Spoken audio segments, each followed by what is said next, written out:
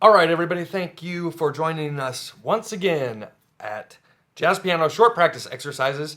My name is Mack Grout, and today we are going to be working on a 2-5-1-6 piece of vocabulary, lick or line.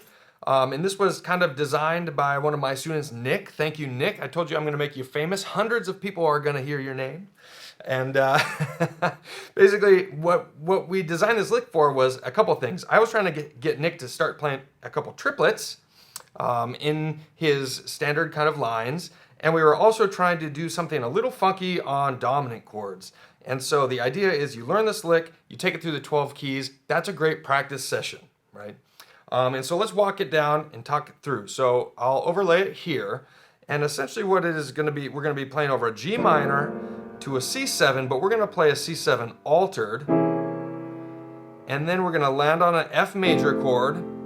And then we're going to land on the 6, but instead of playing just a D minor like we normally would in the key of F major, we're going to play a D7. And we're actually going to make it a D7 flat 9. Okay? So the line is this.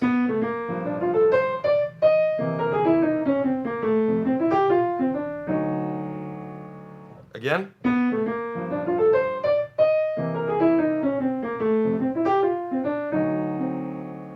Okay? And so the construction of the line is kind of a few different little parts combined. And so the first part is what version of the grinder.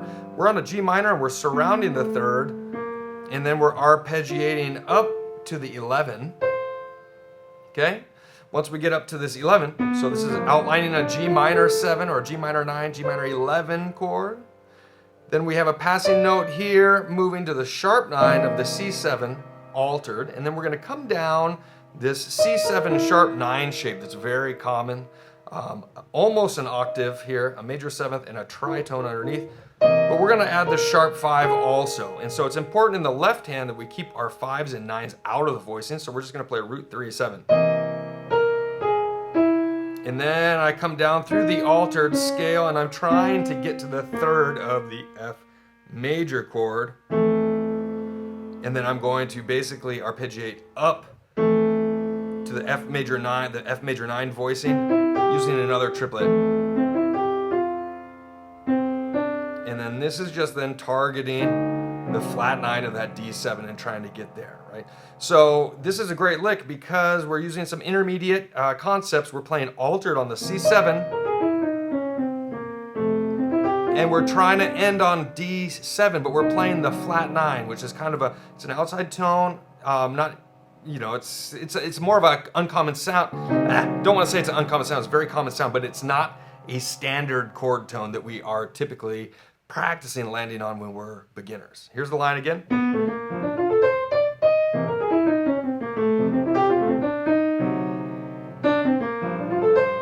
And you might put it on loop.